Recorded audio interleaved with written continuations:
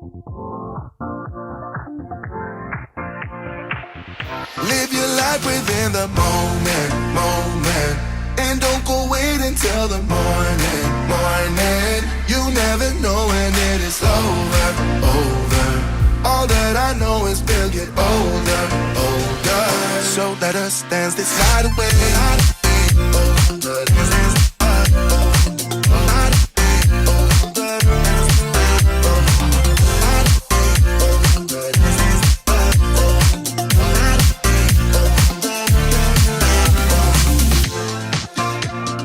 Move to the groove and the light that flickers.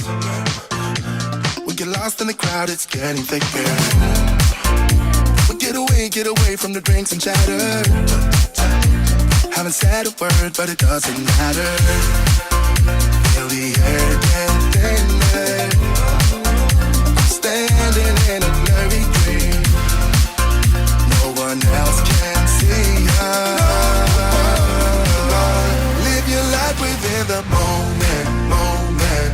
And don't go wait until the morning, morning. You never know when it is over, over. All that I know is we'll get older, older. So let us dance this night away.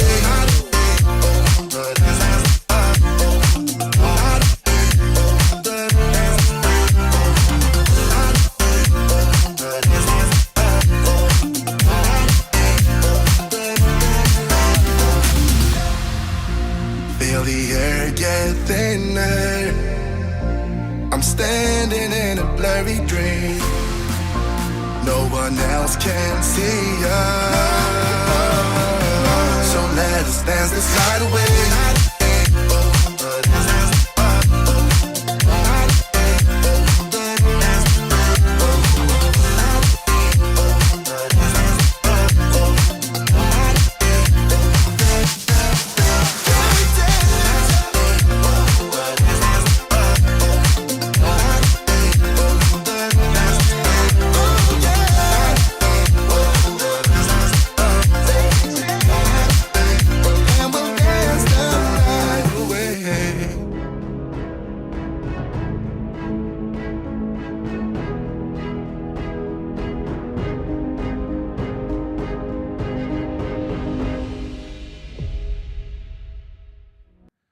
Oh, good evening and welcome to Be More Super Live. It's Wednesday, the 2nd of August. How the year is going. Good evening, Dan. How are you, my man?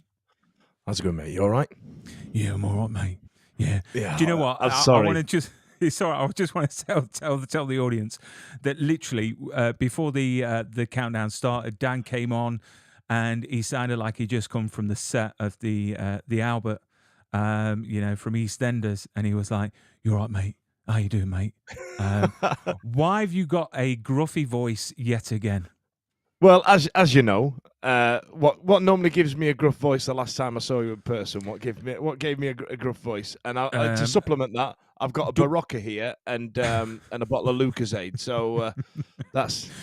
Do you know what? If we don't get a sponsorship from WKD at some point, I think, you know what is the point? I know we've got wonderful sponsors of Prop Store, but WKD, if you're watching, literally, Dan has been seen with a bottle or two many times, that he should be your new poster boy. But how's your week been? What have you been up to? Have you watched anything amazing that we should know about on TV? Oh God, that's a good question. I finally finished A Secret Invasion. I'll not lie, Bryan. I was very disappointed with everything. that final fight scene was just an absolute farce. And it's really difficult actually because I think Olivia Colman is outstanding in literally everything she does. Right, she's absolutely just by far and away the best thing about it. And when you look at the cast that they had in that show. Yeah, I couldn't understand why it was such a laborious load of nonsense. We've got to be careful now. We've got to be careful, Dan, because literally, if people haven't watched Secret Invasion, I would probably close your ears for the next 2 minutes. But if you want to avoid losing a few hours of your life that you'll never get back, continue listening. Or you could watch Secret Invasion if you want to lose a few hours of your life that you're never going to get back. I might be being overly critical, but I must admit I felt it a little bit laborious, if I'm honest. It just kind of went on, and then you go, oh, it's finished. And I'm glad you put the spoiler alert up now because I can talk about it. The whole Rhodey Skrull thing. Just when did that happen? What's the point? What are we doing? Where am I supposed? Yeah, I think, to be honest, I think Marvel's got to a stage where literally it's that rubber band, isn't it? Is that you stretch it too much, it's going to snap. And I think Secret Invasion is that snap of that elastic band, because it just nothing made sense. It was so drull and so slow going, and I just didn't like it. And I normally, you ask anyone around me, they'll go, "What, Bryan? You don't like something?" Because I always see the good in everything. But Yeah. I just thought it was ridiculous. And to say how much money they've spent on it, Yeah. I mean, don't get me wrong, the effects, yeah, they're good, but really, should they have bothered? Exactly. But I think of that of all the series. I thought Loki was the standout one that was a solid 6 at best. You know what I mean? And then I thought WandaVision was a waste of time. It didn't seem to add anything. Big Boys in Boots, Falcon and Winter Soldier. Oh God, that just went on for no real ending. All right, we got the new Captain America out of it, but that could have been a 10-minute scene in one of the next movies. It didn't need, and because we've got used to as a society, haven't we, the full series getting binged on us, getting dropped on us, and to wait. I mean, WandaVision specifically, right? When you look back on that, WandaVision is a parody of these old 60s, 70s, 80s, 90s sitcoms, and it doesn't really get anywhere until about episode 4. So imagine waiting 1 week to the next, because we were just sat there going, "What is this? What is this? This is ridiculous. What am I watching here?" And then the crescendo of it was Trigger's broom. That was it. Like, there's for those that don't know, there's a really famous scene in Only Fools and Horses, which has got where Trigger says, "Yeah, this broom served me well, and it's had 18 new heads and 14 new handles." Obviously, it's not the same broom, right? And that was it. Vision was fighting a version of himself, and they spoke about a boat that's been replaced. Trigger's broom, right? And that caused a mass panic, but then I think the only thing it really set up was the Doctor Strange setting up Scarlet Witch as the bad guy in that multiverse movie. Oh God, again, hard work. Which again, another film I didn't like. We could literally be an anti-Marvel show right now, because Doctor Strange, Thor, Love and Thunder, was absolutely awful. But you know what? There are some gems amongst the superhero franchises, but I think they need to change things up. And I think James Gunn with DC hopefully will be changing things up because of cast for Superman Legacy. And there's some good actors that are actually taking the role. So fingers crossed, it will be good. But yeah, Secret Invasion, stay away from. Do you know what I've been watching? And it's not actually a superhero show. You were telling me it was good last week. You were telling that? me, stick with it, Dan. Yeah, it's good. It gets better. It did get better. It went from a 3 to a 5. Ended. Yeah, it finished. Come on. It finished. It got better. But again, I think I had that realization that actually I thought it was going to get better, but then it got more farcical as the episodes went on. But what I've been watching, there is a comedian. So on Amazon Prime at the moment, there's a collection live from the Soho Theatre, and there's a comedian called Louisa Omimen, I think her name is. Amazing. If you get a chance to check it out on Amazon Prime, she does a show called Politics for Bitches. And it's honestly, she's the cleverest woman I've seen on stage in my whole life. Literally, she was so clever how she delivered it. You were laughing 1 second, you cried the next. It actually made me cry because it was quite touching in places. But it left you actually feeling really, really good. So if you get a chance, watch that on Amazon Prime because it's fantastic. It really, really is. But yeah, I mean, we had some sad news. Oh, hello, Julia. She said hello. Hi, Brian and Dan. Julia Plews. Thank you for watching. Oh yeah, if you are watching and you haven't subscribed, you haven't followed, give that button a bit of a tap. I'm not going to do it in the proper American YouTube style, where it's Don't going, forget "Hi, to ring that guys." bell. Yeah, ring that bell notification. Yeah, because I'm not like that. I'm British. I'm reserved. Yeah, I'm a bit, yeah, back. Anyway, so let's talk about, unfortunately, the bad news this week. A couple of days ago, we lost one of the icons of our childhood, and he's been around for many years. Paul Reubens, who was Pee Wee Herman. But it wasn't just Pee Wee Herman. But let's talk about Pee Wee Herman first. I mean, sadly, he died of cancer, age 70, which is a young age to go. 70 years old. No one knew that he was battling cancer, and he was battling cancer for the last 6 years, which was a shock to everyone when he passed. And obviously, everyone's come out on Twitter and Instagram to give everyone their memories of this great man. I mean, did you watch Pee Wee Herman when you were a kid? This is, I mean, I'm a man's man, right? I'm a bloke. I'm a lad. I do blokey things. I watch football and scratch my balls, like, you know what I mean? But that we were the, Galoo, man. We were the last family on our street to get Sky, and all I ever heard about, if you remember back then, not everybody had it, and all the kids ever spoke about was The Simpsons on Sky One. They spoke about Sky Sports, and they used to speak about Nickelodeon. And all I ever wanted to do as a kid was go down to the Trocadero and stand in the background and wave at Munya and Yolanda and people like that, right? So, but I remember those long summer days. So when we first got Sky, I remember those long summer days. Now, bear in mind, I'm about 13 and I'm a kid in Yorkshire, and I was hooked on Nickelodeon. I used to watch it from start to finish. And bear in mind, they used to do double headers, didn't they? So it'd be Rocko's Modern Life for 2 episodes, then it'd be Rugrats, and I could tell you every word for word. I could tell you, Doug, I could tell you everything that happened on that show. And one show that kept popping up was Pee Wee Herman's Playhouse, right? And I was fascinated by it because it was insane. And I've got really vivid memories of watching this show. And I don't know if you remember, Brian, because nobody ever seems to remember. And I'm fingers crossed you're going to remember. You know, like some programs used to break off to a cartoon. Pee Wee Herman used to break off to a cartoon called El Hombre, which was a Spanish-speaking man who probably now you look back at the design of the character and it'd be pandering to a few stereotypes in terms of what Spanish or Mexican people look like.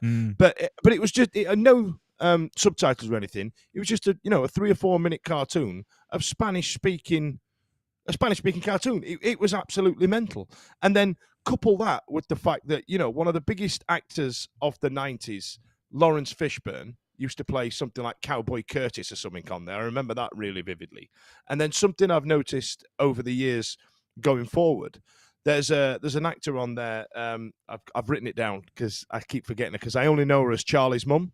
But Lynn Stewart used to play a lady on it called Miss Yvonne, and she was quite busty, and she used to wear these big low-cut tops on it. And to watch Charlie's mum from Always Sunny in Philadelphia playing this flirty character on a kid show was mental to me. And then obviously you've got John B and Terry the Pterodactyl, and the greatest named thing I've ever heard in my life outside of Eagerly on Peacemaker. Paul Reubens started that with Cherry for the chair. His name is Cherry. He's just, you know what? He was so talented. I've got to say that Pee Wee Herman for me was how I learned to dance. Oh, so right. we talk about dancing. He does a dance where he puts his arms in front and then behind, then in front and behind. He does a funny dance. That was my go-to dance. And I'll tell you this. I went for an audition, and it was after the first year of Butlins. I went to an audition at Pineapple Studios. And literally, I was in a room with full of dancers. We had to sing, we had to do like a monologue, and then we had to do a dance routine. And we learned this dance routine, and I'm in the room full of these energetic professional dancers, and then the choreographer just shouts freestyle. Literally, I froze. And the only thing I could think of was my Pee Wee Herman dance. No lie. I did it with such confidence.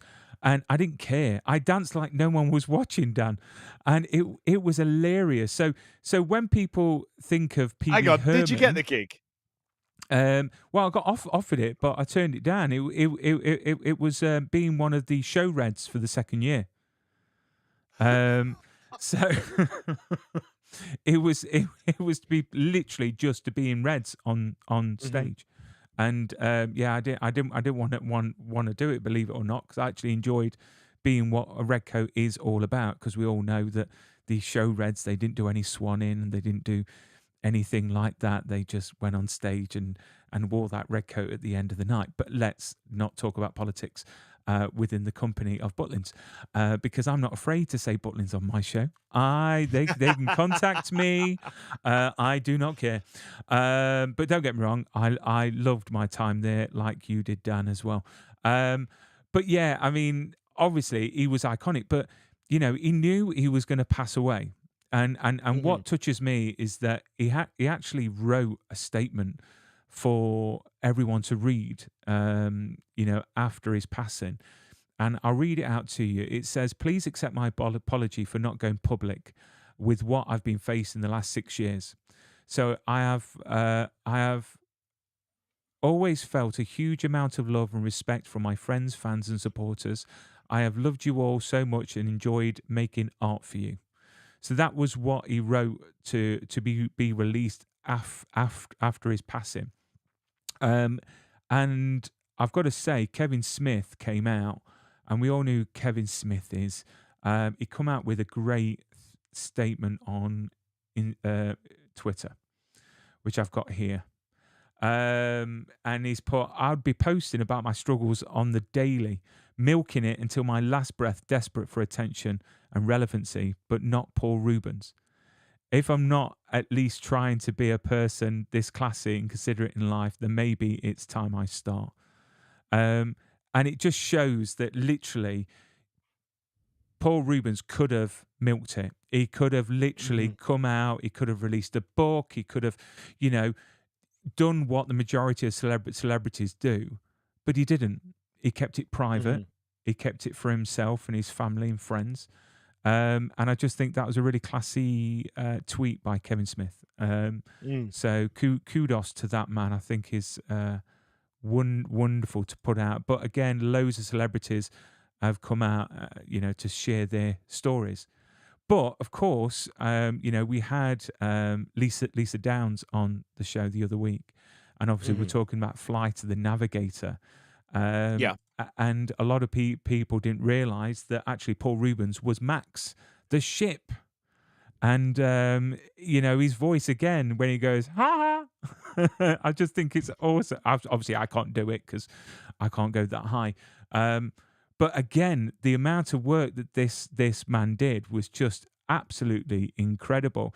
And then another one of my favourite movies as well was Buffy the Vampire Slayer. Okay. Oh, the original movie. The original movie. I was a teenager. Okay, I had a massive crush on Christy Swanson, the original Buffy. Who wouldn't, Dan? Who wouldn't? And obviously he was in that as well. I've got a picture of him in that as an awesome vampire. And then obviously, like anyone in Hollywood, they have their ups and downs. And he did have a bit of a down. He had a situation. We spoke before this show, and I said that I want to do a piece about Paul Reubens because he was such a big part of our lives growing up. And you said, should we mention the theatre? And I was like, maybe in bad taste. But then I had a second thought. I thought, do you know what? We're human. He's human. There are stars out there like Robert Downey Jr. that went to prison, that did a lot of stuff, and they come back, and they come back twice as strong. And obviously, yes, Paul Reubens did get arrested for indecent exposure in an adult in an adult theatre, and that obviously affected his show that he did as Pee Wee Herman. But he came back with a vengeance. One of the first things he did was Batman Returns. He played Oswald's dad, which again a lot of people forgot. But he did I've actually written it down that he's played the Penguin's dad twice. Has he? Yeah. So on the do you remember the show that started out great and then fell to bits? Gotham. Yes. He plays Penguin's dad in Gotham as well. Plays it twice. I remember seeing it and I went, because I just watched Batman Returns that week and then went, oh wow, he's playing Penguin's dad again. And he's got. I think he's in there for about 3 episodes in about the second season. Oh wow! You know what? You find out something new every day. I love it. Dan Hayes says, "Do it, Bryan." I presume it's talking about the theatre and the incident.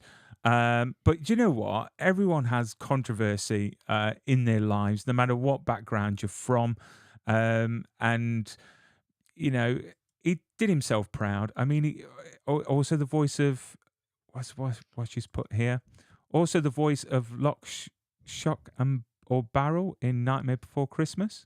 Mm-hmm. He did voices for that as well. Well, yeah. Do you know what? I just for me, it's Flight of the Navigator. What else have I got down here as well? For me, it was the Spleen in 2000's Mystery Men with Ben Stiller, where he plays Mr. Angry, and oh God, who's the guy that does the voices in The Simpsons? There he is, and he plays the Blue Raja. But yeah, in there, he's Hank Azaria. Hank Azaria, that's his name. Yeah, who is jacked, low key jacked as well. Like the shape that man's in is absolutely insane. But when Paul Reubens played the Spleen, he was the one who what was it? He got cursed by a gypsy, and he would be the one that would always have dealt it. And that was his superpower, because I thought that movie was hilarious. And Eddie Izzard and his compadre as the Disco Boys, absolutely. And Jeffrey, is it Jeffrey Rush who plays what's the baddie's name in Mystery Men? Oh, wait there a second. Go on, you do a quick search while I talk about this, because in there you've got Gene Garofalo, you've got Hank Azaria, you've got Ben Stiller, and the way that each of them had terrible superpowers, and he just farts, and then made in that scene that's on screen now, made a fart gun. So one of my faves. Have we got it? What's Jeffrey Rush's character called? I'm just having a look now. Jeffrey Rush. Where can I see? Let me tell you a quick story. Yeah, go on. Greg Kinnear. Casanova. Casanova Frankenstein. That's his name. Yeah. Now, Jeffrey Rush for me is hilarious, because like if I said to an 8-year-old, do an impression of a pirate, right? The 8-year-old would go, Jim lad, and that's what Jeffrey Rush did for about 4 movies in the Pirates of the Caribbean franchise. Like he just did an 8-year-old's impression of a pirate, and I'm like, oh, you've done well. If someone's paying you for it, Jeff, crack on, pal. Do you know what you're talking about, Hank, and how ripped he was? Hank I actually met in person. I went to a show in the West End called Sexual Perversity in Chicago, and I met Minnie Driver, Matthew Perry, and Hank Azaria, all in one go. And Hank was amazing. He tried to sneak out the back end. That sounds wrong. Not the stage door. It was the other door. It was like it was a door that they used to sneak out of. And I just shouted his name and really surprised him. And I was like, Hank, sign this. And he was really nice. He really was. But yeah, I mean, you know what? I've got a little video to watch, so I want to put up a video. It's a bit of a tribute to Paul Reubens and Pee Wee Herman. So let's give it a watch. It's only a couple of minutes long. Here we go. Please hang on to something. Welcome, Pee Wee Herman. I always felt like there was an element of performance art to Pee Wee Herman that I would try to make the public believe that that was a real person.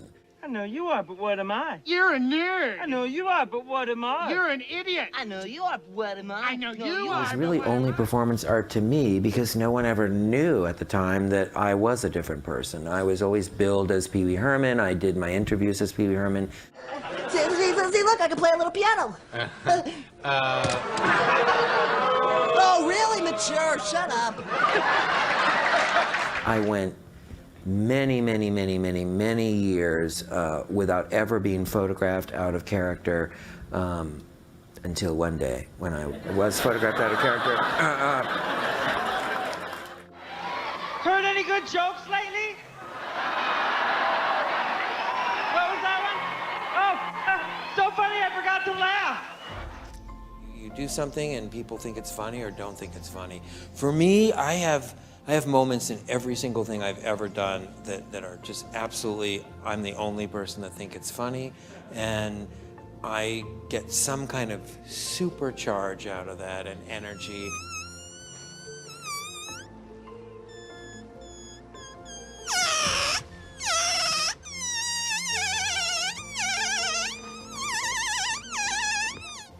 I'm a loner, Daddy. A rebel. Many comedians have what is known in the industry as a bag of tricks, and here's one right here. So, When I first started out, I was doing it in a comedy club at night where kids weren't allowed, and it never really, it wasn't a goal to try to figure out like what would I chop out of this, or what would I soften, or what would I change. Two things a sailor always looks for on a mermaid. I know, are they round? Sometimes. I know. Earrings. No, Bailey. But that changed very quickly, almost as soon as I had a full-length venue. I'm trying to use the phone. You can pull a doll like this if you want, and make yourself A suave vest.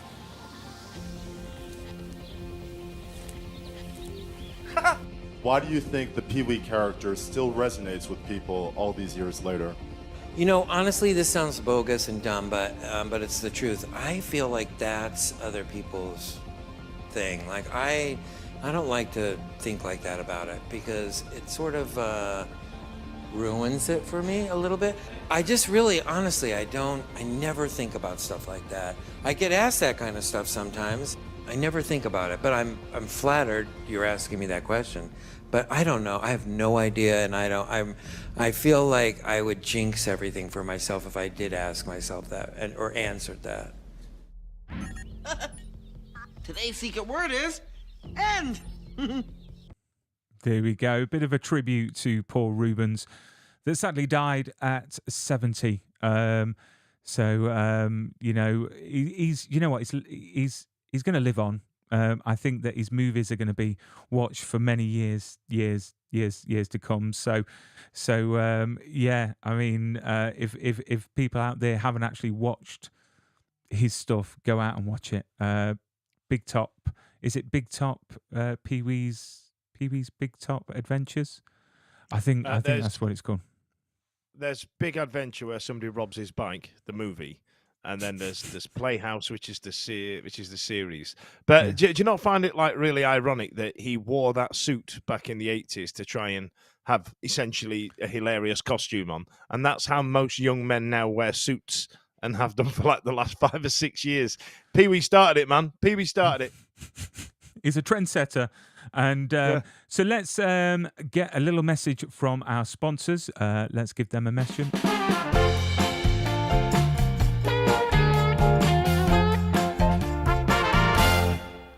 So, of course, this show is sponsored. Caught you. This show is sponsored by propstore.com. So, if you fancy taking home a piece of movie history or a piece from your favorite TV show, visit propstore.com. They're a great company to deal with. Everything comes with a certificate of authenticity. They've got a great auction coming up for the show, The Expanse. which if you go onto their website, you can register now. That starts from the 8th of August. And of course, Prop Store has given me a lovely discount code. So for all our viewers and listeners, if you fancy getting a bit of a discount from Prop Store, so if you go to the Buy Now section, you can actually get 10% off, 10%, which is quite a lot depending on how much you're spending, with the code Bryan10. So if you put in Bryan10 at checkout, I'm going to give you 10% off. So there you go. You're going to save some money. But you know what? We've had some shocking news, Dan. We've had some shocking news, and it's time to, to show off my new slide because we've got some breaking news.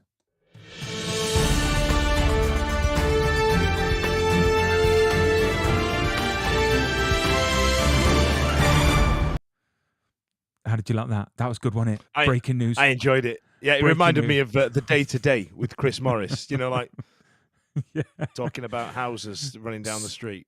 So this young man here has been causing a lot of controversy over social media, Twitter, Instagram, Facebook, the World Wide Web, because, I've got to say, so when I heard about everything that was going on with Stephen Amell, if people don't know who this is an actor that has portrayed Arrow on the CW for many, many years.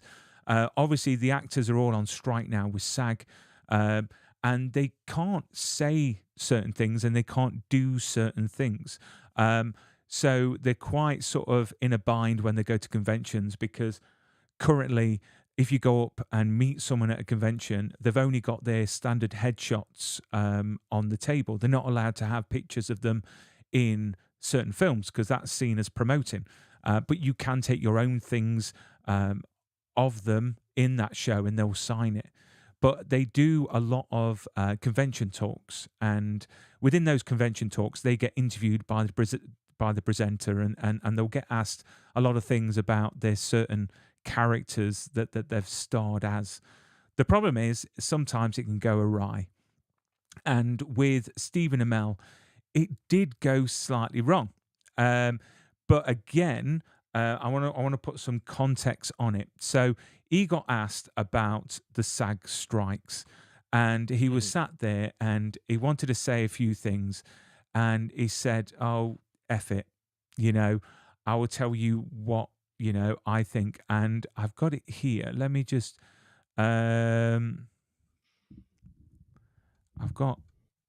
it says here that he said, "I don't support the strike. I think it's a reductive negotiation tactic, and I find it all completely frustrating."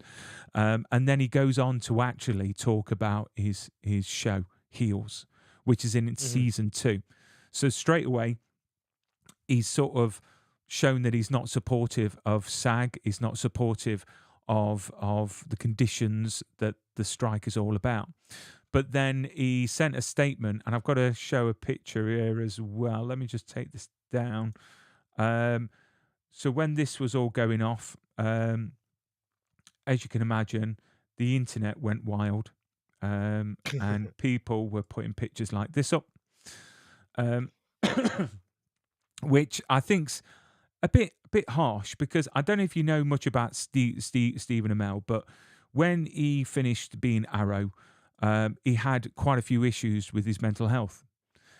He did an interview on Michael Rosenbaum's Inside of You, and he had an anxiety attack during the interview when he was talking about leaving Arrow and leaving that character, and they had to stop, and he came back and re-recorded the interview. So bearing in mind, this is a guy that obviously suffers with mental health. I'm sure he's in a better place now than he was back then. So obviously everyone attacking him, I think, is a bit harsh. Someone did tweet on, I've got it here as well. You see, it's all good and well having them up, but they're so small. There we go. Julie Benson, who's one of the writers of Arrow, just put, "You failed this union." Straight away, jumped on it, attacked it, and it can't be good for him. It can't be. So he came out and made a statement, and I'll read this out to you. So read what? me the statement because this is interesting. I'm So intrigued by this. so it's in 3 parts. So what he said was, I support the union. I do. I stand with them. This doesn't need much clarity. My support is unconditional. I stand with them. So what did he actually say? He said, I do not support striking. I don't. That is what he said. So he's gone on to say what this means in full context is that I understand fundamentally why we're here. My off-the-cuff use of the word support is clearly contradictory to my true feelings. And my statement that I stand with my union, of course, I don't like striking. Nobody does. But we have to do what we have to do. And then he goes on and says, I think that it's a reductive negotiation tactic. And I find the entire thing incredibly frustrating. So in full context, he's put, I'm an actor. I was speaking non-stop for over an hour. But I certainly don't think these issues are simple. Our leadership has an incredibly complicated job, and I am grateful for all that they do. Despite some of my terrible early acting work, I assure you I am not a robot. From an intellectual perspective, I understand why we are striking, but that doesn't mean it isn't emotionally frustrating on many levels for all involved. And then he said that I think that thinking as it pertains to shows like the show that I am on at the moment that premiered last night, I think it's ridiculous. What he said was what he means by that is nothing about the strike is funny, but if I may self-deprecate for a moment, I have no clue what I was trying to say here. And who says I think that thinking perhaps it's I don't know what he's trying to say there. Let me try and pick this up because I Yeah. don't disagree with him, if I'm honest. So for example, you've got a guy there whose job is an actor. He's not a Yeah. public speaker. He's not, he's not a political correspondent. He's an actor that acts. Yeah. He plays a superhero, right? And like he says, he's been sat up there for an hour. And I'm pretty sure, Brian, if you and I stayed on air for a lot longer, we would say something stupid or say something that could be taken out of context. Which has been an hour. But yeah. But the issue that we have as a culture is what gets referred to as cancel culture. Not particularly a favourite term of mine, but we are ready to jump down someone's throat as soon as it gets mentioned. There's a really great comedian, presenter of the Late Late Show called Trevor Noah, and he was talking about Lizzo. Now, bear in mind, I'm going to talk about Lizzo. And I'm just going to put a pin in the stuff that she's being accused of this week, right? But prior to that, she used a derogatory term that they use in the States for somebody who's what we would call cack-handed in this country, and it's someone who suffers from Down syndrome. Or is afflicted with Down syndrome. My apologies, I don't know the correct term. I'm sorry if I've offended somebody, but the abbreviation of that was in one of her songs, and Lizzo had no idea. Because it's just a word that she thought just was a bit loose with her hand. But in this country, it means something else. So she got reminded of that, right? And she went, oh my God, I'm so sorry. She then re-recorded the song without that term in it. Now, that's what we want, right? And it was Trevor Noah that pointed this out. He said, this is what we want. We want somebody to learn. We need somebody to get better. We don't need to all of a sudden just throw the baby out with the bathwater. Well, she's got that wrong, so I'll get rid of her. All right, everything that's come out this week about Lizzo, different point. But we kind of just want to, especially on places like Twitter as well, we really want to jump down someone's throat. And if that's his view on striking, rather than frank negotiations, then who are we to argue with that? I feel like striking is such an emotive thing, and not everybody is always going to agree with it, but there is an expectation from the online community specifically and around most areas that if they're striking, that the people that are striking are 100% in the right, and that's how it is. And for him personally, like Brexit, you vote on what your personal experience is, and he's clarified what he meant. I don't think this is the big story that did you say it was one of the writers of the show that's now hung him out to dry on a public platform? Yeah, one of the writers of Arrow. But to be fair, a lot of people have attacked him. That he's worked with or currently work with. I think more importantly is on his Twitter. I think he's deleted it. He's actually taken pictures of himself in front of a giant billboard advertising Heels, which is his show that he's in at the moment. So what But he's do done, you not feel like the term advertising, though, is very disconcertingly vague? Because you know for a fact that if somebody called him up on that, he went, it's just a me on a picture, like what you're talking about. It's a bit... I know, but one of the conditions is that if you're a SAG member, you are not allowed to talk about past work, current work, or future work. No promotion whatsoever in interviews, on social media. You're literally embargoed from all of that. So the fact of him doing a video talking about life and everything like that, and you can tell from the video that he actually turns it to the actual billboard, and he says something along the lines, I don't know what you're doing this weekend, but I know what I'm doing. And he turns it to his billboard. To me, that is an actor promoting his own work. Do you know what I mean? That is a To man millions proud of of people. that is a man that's proud of a piece of work that he's done. Of course. And he wants to tell people about it. Now, don't get me wrong. There are some things that need to change in terms of the movie industry. God, it's been prevalent for 100 years that these things need to change, and it doesn't move very quickly as an industry because they treat you like shit just so you can say, well, do you want to work in the movies or not? You know, I'm glad it's getting somewhere. Now, in terms of Stephen's personal experience, because he's a star of the show, probably gets looked after, probably has no real idea what some of the other people involved in the show are going through or what they've had to put up with. So from his perspective, from his corner, like I said, just about voting Brexit, I don't know why I brought Brexit into it, but he's brought something up and talked about something that's affected him. Now, the way I explain it to my staff at work is just stop for a minute and think about it outside your baseball square. And that's not what he's done. This is where he's kind of let himself down. Yeah. Now, if you've ever seen baseball on the television, there is a square that they superimpose in front of the batter, and all the attention, all of everything, the main focal point is what's inside that square. And every time I use it as a phrase a lot. Just look outside the baseball square. Just look outside what's going on elsewhere. I think people who stand in front of whiteboards will use the term "think outside the box," but I wanted a new phrase. But the thing is, what gets me is that Stephen obviously is a successful actor. He's probably got millions and millions in the bank. For me, what's annoyed me of the way he's acted and what he's done is that there are actors out there, again, that don't get healthcare, that are struggling. And I mean struggling like hand to mouth, They need to work to live. They need to work to pay the rent and feed kids and everything like that, the commitments. So, this is why these strikes are so important, and everyone involved needs to be important. I mean, obviously, we see these stars like Jack Black and these A-list celebrities making appearances on the picket lines. And again, because I'm not there, I can't really comment on it. I mean, are they there for just a few hours to make, a photo opportunity? Are they being asked to go down there by their agents to show face? Who knows? I mean, we'll never know until we're down there. So if anyone wants to pay for me and Dan to go over to LA, we won't say no.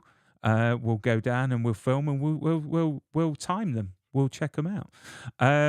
But one good thing about the strikes at the moment is that there was a thing on social media that Seth MacFarlane has donated $1 million to the Entertainment Community Fund to support, those lower end income, actors financially. And I know The Rock has donated a lot of money as well. It's undisclosed on how much is actually donated. But again, these are people that surely have got too much money anyway. Do they need that much more, that much money? Will they write it off as a tax deductible because they're giving it to a charity? Probably yes. But Seth MacFarlane, again, stellar guy, donating £1 million. But you don't see Elon Musk donating anything. because Elon Musk. Do you like that segue there? That was sexy, Brian. I knew where you were going there. That's a Oh. sexy segue, that, bro. I'm proud of you. instead of donating $1 million to the community fund for the actors with the strikes, he is installing the brightest X sign on top of the building in San Francisco, which you mentioned earlier that he's had to take down. As you notice on the screen right now at the bottom, and you mentioned earlier on about tweeting, about Twitter. We can't call it that now. What do we actually call it, Dan? I'm confused. I mean, when we tweet or we retweet, what is it called now? What do we refer as? A retweet is a repost. A tweet is now a post. And then I think a conversation on there is a thread, which I find hilarious all by itself. Because is anybody on that anymore? We were on it for like 2 days, and then we just realized we were copy and pasting our tweets over, our posts over from X to Threads. So, you know, it was quite a monumental amount of shithousing from Mark Zuckerberg there. That was actually impressive. But yeah, Twitter is just exactly the same. It's just got a different icon. It's still an absolute toilet. It's still a place where people will take something and twist it out of absolute comprehension. So, for example, look at that one with Seth MacFarlane that you've said there. He's donated £1 million. Is it going to be tax deductible? Probably. Is anybody going to have the sense to go, well, I'd rather it be in their hands than the government's? No one's going to pick up that. Someone is going to write on that thread. They're going to write, well, he's a millionaire. He should be able to send a lot more than just a million. You know what I mean? Like it's an insignificant amount of money. Yeah, exactly. But there was a post on Elon Musk that made me chuckle that he put on there, which Wow. yeah. If you don't get it, just read the T-shirt. I know there's some people out there that will say, "I just don't get it." But yeah, I mean, I don't know what to make of it. The thing for me is that there's going to be so many companies out there. There's so many content creators like myself and you and everyone else that have got business cards printed off with we've got the Twitter emblem everywhere, and now literally we can't. Well, we can use it. I think there's going to be like a period where people will understand that actually Twitter is X. But if anyone knows what we should be calling it, please comment or let us know, because I'm just confused on what we're supposed to be calling it. What we need to do is first address the fact that X is a terrible name. It's terrible. It's just a noise.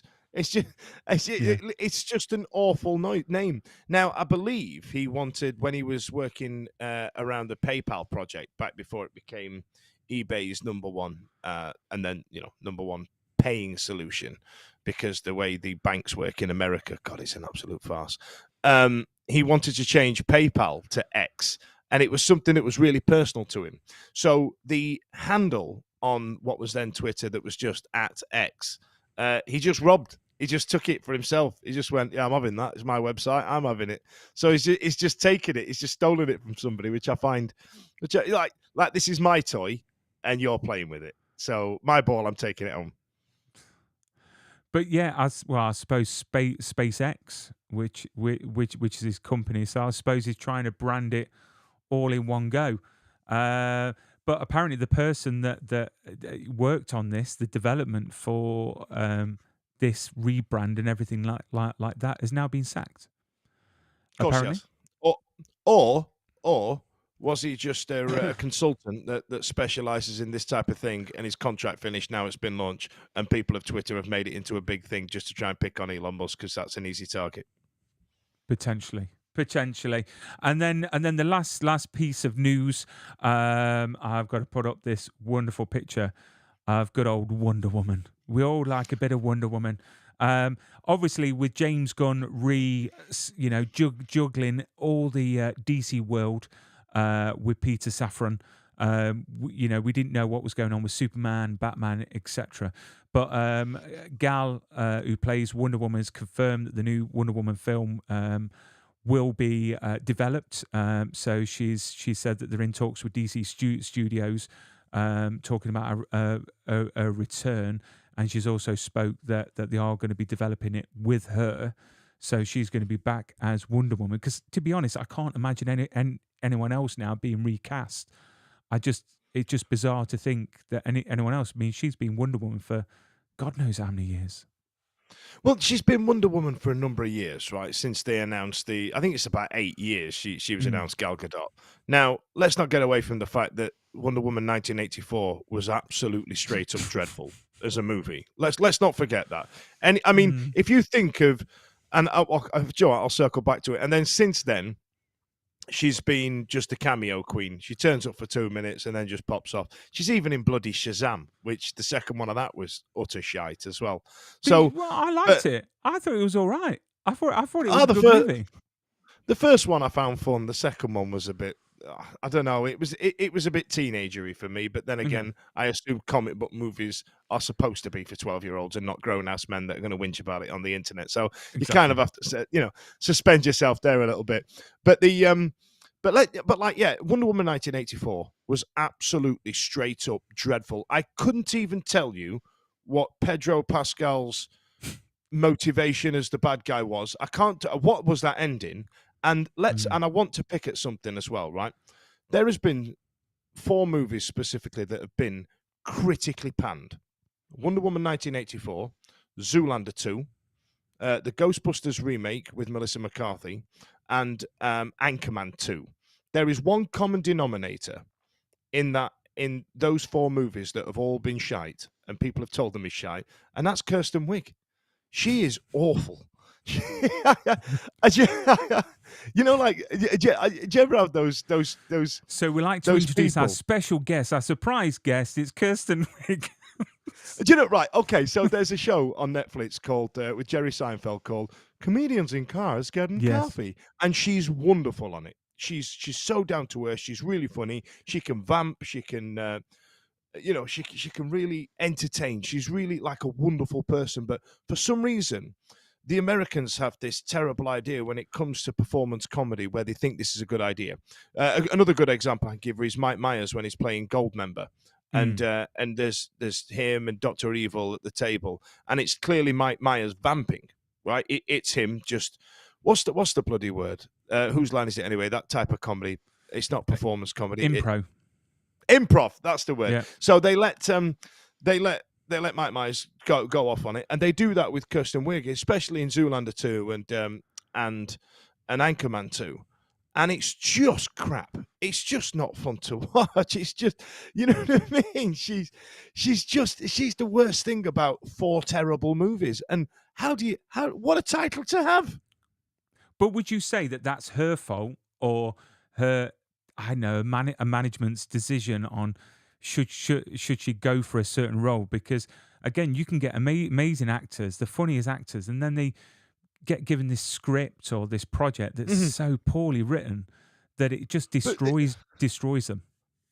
But the irony is, out of those 4 movies that I mentioned, Wonder Woman 1984, to bring this full circle, is probably one of her best performances out of those 4 movies. She's actually one of the better things in what was an absolute car crash of a movie. Like, it was so bad. The way they shoehorned in Chris Pratt's character for no reason, and she couldn't function without him. Would it have passed the Bechdel test at all, this bloody movie? It just made me angry because I really enjoyed the first one. I thought it was amazing, and I thought her appearance in Batman vs Superman really very good. Like, she's great at this role. I like the way she carries herself, and she's got that deep, sexy voice. And then there's that. There's a scene in a shopping center where she kind of flies, and that's amazing, right? But the rest, that second one, I've never been so angry with a movie. I was genuinely like pissed off when it came out, and I wanted to like it. Yeah, I mean, just on the Kristen thing, have you not seen Bridesmaids? I'm not going to watch that. It's got Melissa McCarthy and Kristen Wiig in it. It's quite a funny film. It is quite there are a number of movies, right, I will not watch because of who's in them. And the only reason I've seen Don Cheadle in anything that he's done since Ocean's 11 is because I was invested in the Marvel stuff, and he replaced Terrence What's-His-Face as Rhodey, right? Because Don Cheadle is also dreadful in everything that he's ever been in. Melissa McCarthy, Kirsten Wiig. I will stop you there, right? Watch a film called Hotel Rwanda. Right, okay. I think I've seen bits of it. Don Cheadle and Nick Nolte, right? See, I've already stopped listening. Right, you know, like when you have a genuine watch dislike it. for Honestly, an actor. honestly, it's based on a true story. It's based on the two tribes, the Hutus and the Tutsis, and it's about how they got all the survivors out this hotel. It's the most moving and amazing. And when you watch that, I think that you're going to think probably Don Cheadle is sold himself out to Marvel, because remember when he got offered this part, he got offered a six film deal, and he only had 2 hours to, and he was at his kid's laser tag birthday party or something like that, and he got given, I think it was 2 hours to give like an answer. And when you watch Hotel Rwanda compared to the Marvel stuff, you will agree that he's an amazing actor, and he's just taken the wrong turn. What, this same guy that went, if we don't get this fixed, we're in a lot of Barney rubble. Yeah. Honestly, that entire line gave me Forrest Whitaker eye. Oh, what? Again, another awesome actor. He's great. Yeah, he is good. For everyone watching and listening, if you're thinking, where's Reed Diamond? We did say it. I forgot. I forgot to say at the beginning. I forgot to say at the beginning. I've gone all red now. I forgot to say at the beginning that Reed sadly can't be with us this week, but he is definitely going to be with us next week. To talk about his strike, and obviously he's not his work, but how he's involved with the strikes and everything like that, because sadly he's unavailable this week, but he sent me a lovely email apologising. So we look forward to seeing him and speaking with him next week. Again, we've got some absolutely amazing stuff to come in the coming weeks, so please hit subscribe, follow, tell all your friends, and join us again next Wednesday. Get involved, comment, we'll put it on the screen. It'll be really nice to get everyone involved in the conversation. But I think that's about time, Dan. What are you up to for the rest of the week? I'm going to go and subscribe to the back catalogue of John Cheadle and Melissa McCarthy and Kristen Wiig, I think. We'll see if there's something I've missed. Hotel Rwanda, I've got to say. And then my recommendation for this weekend is I've watched it more than once. It's an awesome film. It's called In the Heights, which is an awesome film by Miranda Lin-Manuel. He's an awesome writer. He wrote Encanto and loads of stuff. Mate, I've watched Encanto so many times. Right, Encanto I really like, and I don't know if we're allowed to say this. I'm going to whisper it. Hang on. I really didn't like Hamilton. Really?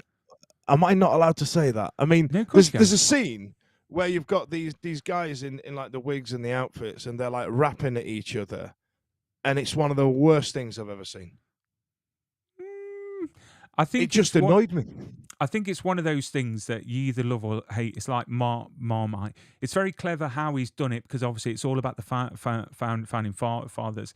And if you don't like that, you probably won't like In the Heights, because it's very similar. But it's in the Heights, I've got to say, is one of those films that you can keep on watching again and again. The writing, the songwriting, the singers, the performers in it are just amazing. A lot of the cast in it are actually the cast that did the voices for Encanto, which I think is marvelous to actually see them on screen and act. Definitely Stephanie Beatrice. Also, if anyone's struggling for anything to watch this weekend, Twisted Metal, which is on Peacock. For all our American viewers, amazing. It's based on the computer game in the 90s. The soundtrack is just unbelievable. And I've watched all 10 episodes, and it's just an incredible watch. It's so funny. It's just fantastic. But keep safe, stay super, and we'll see you next Wednesday. See you, Dan.